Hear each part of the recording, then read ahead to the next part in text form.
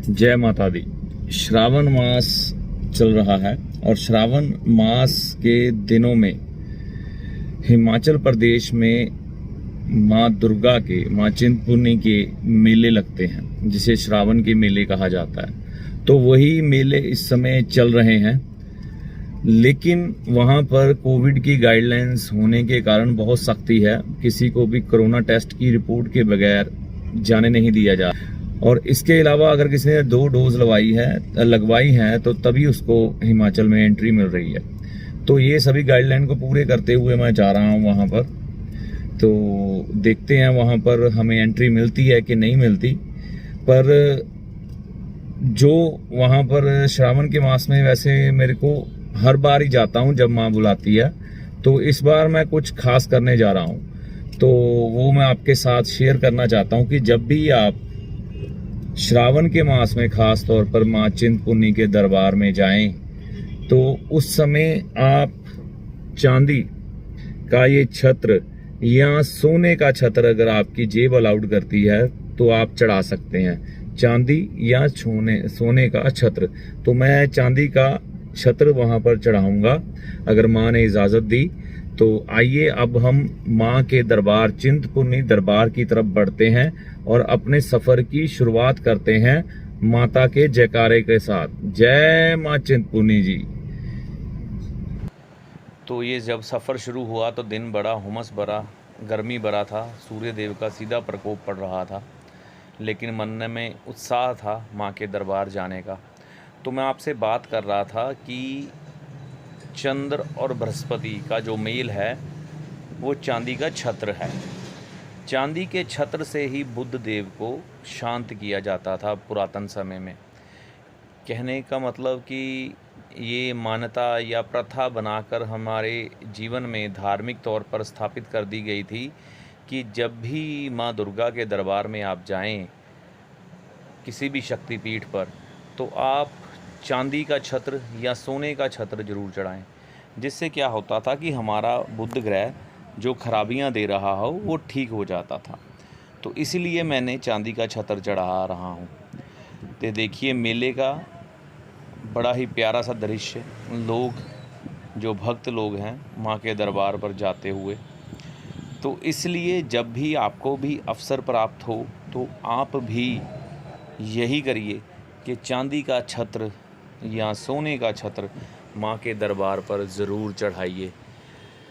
वैसे जो सावन का महीना माना जाता है ना, ये भगवान शिव का है, ये तो सभी जानते हैं, लेकिन ये चंद्रमा का प्रभावी महीना रहता है। चंद्रमा का महीना होने के कारण यहाँ पर राहुदेव शांत रहते हैं। राहु शांत होने का मतलब है कि बुध का यहाँ पर हमें शुभ प्रभाव मिलता है, यानी कि उसमें से हम बृहस्पति के दर्शन करते हैं, हम लोग धार्मिक हो जाते हैं और माँ का आशीर्वाद लेते हैं। तो आप भी सावन के महीने में माँ के दरबार में ज़रूर जाया करें।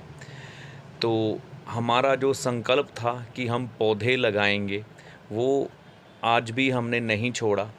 ये हमारा पौधा नंबर 13 और 14 माँ चिंतपूर्णी दरबार के रास्ते पर हम लगाते हुए नीम का वृक्ष हमने लगाया। और ये वृक्ष लगाने की प्रेरणा मैंने अपने बच्चों को, अपने परिवार को दी, और आपको भी कहता हूँ कि आप भी जब दरबार की तरफ जाएं तो वृक्ष ज़रूर लगाएं। गर्मी का बहुत ज़्यादा माहौल है इस समय।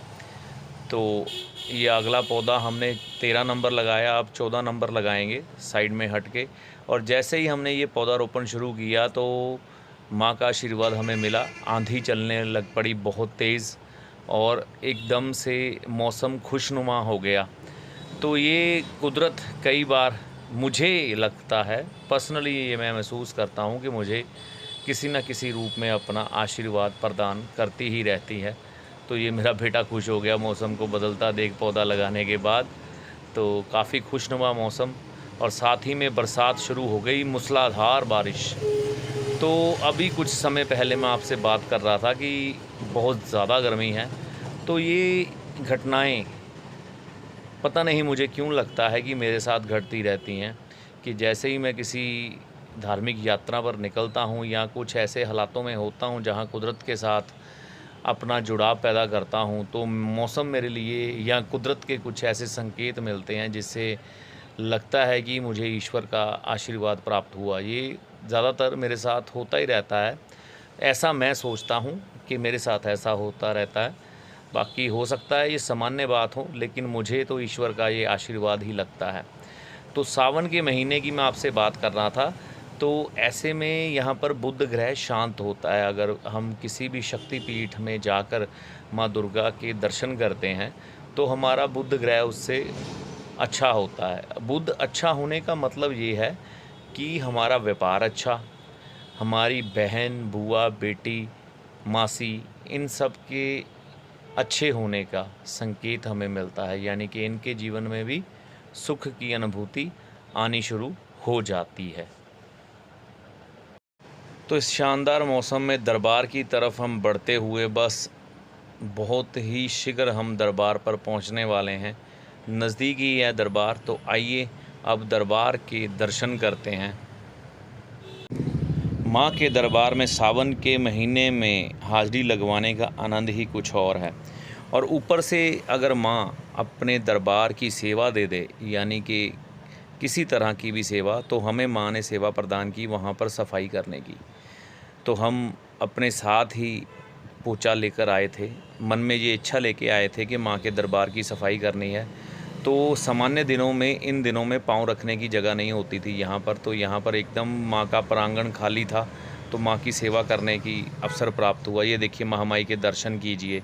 आमतौर पर सिक्योरिटी गार्ड हमें दर्शन नहीं करने देते, तो ये खुद सिक्योरिटी गार्ड ने मेरे को माँ का चित्र बना के दिया, माँ की मूवी बना के दी, तो जिससे कि माँ के भक्त भी सावन के महीने में माँ के दर्शन करके धन्य हो जाएं।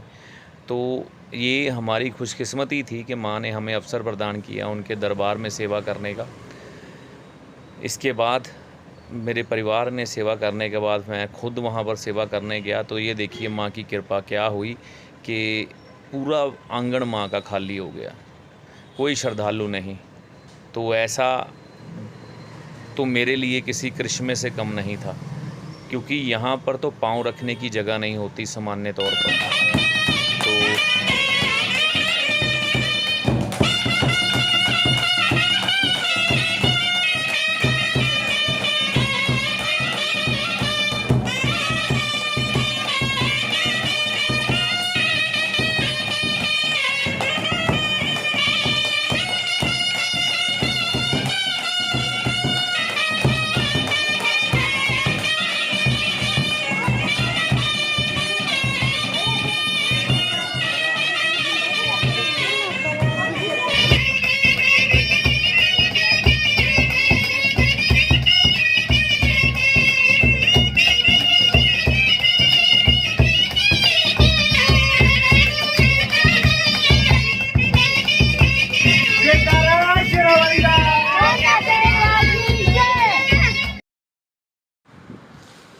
जाते जाते हमने माँ के मंदिर की सीढ़ियों की सफाई की। देखिए, ये बातें मैं सिर्फ कैमरे पर इसलिए बता रहा हूँ कि जो लाभ मैं प्राप्त कर रहा हूँ वह आप भी प्राप्त करें, आपका परिवार भी प्राप्त करे। ये दिखाने का पर्पस सिर्फ यही है, नहीं तो ये चीज़ें गुप्त रखी जाती हैं। इस चीज़ों के बारे में कि हम सफाई करते हैं या माँ की सेवा करते हैं, इसका कभी प्रगटावा नहीं किया जाता, दिखावा नहीं किया जाता, सिर्फ इसलिए कि संस्कार भरिए अपने बच्चों में। ये देखिए मेरा बेटा अभी 10 साल का है, अगर मैंने अभी इसको ये आदत डाल दी है तो ये धार्मिक रहेगा, ईश्वर पर आस्थावान रहेगा, तो इसके कई ग्रह शांत रहेंगे और ईश्वरीय मदद इसे मिलती रहेगी। तो ये सिर्फ़ आप अपने बच्चों को प्रोत्साहन दें ऐसे काम करने के लिए, सिर्फ़ इसी कारण से ये काम किया गया है। तो ये देखिए माँ के भक्त कैसे श्रद्धा से आते हुए, अद्भुत संगम यहाँ पर दिखाई देता है। इसके बाद ये मेरी यात्रा संपूर्ण हुई, घर की तरफ हम चल दिए। तो जाते जाते आप सभी को जय माँ चिंतपूर्णी की, जय माता दी, जय श्री राम। राम जी आप सबकी भली करें। जय माता दी।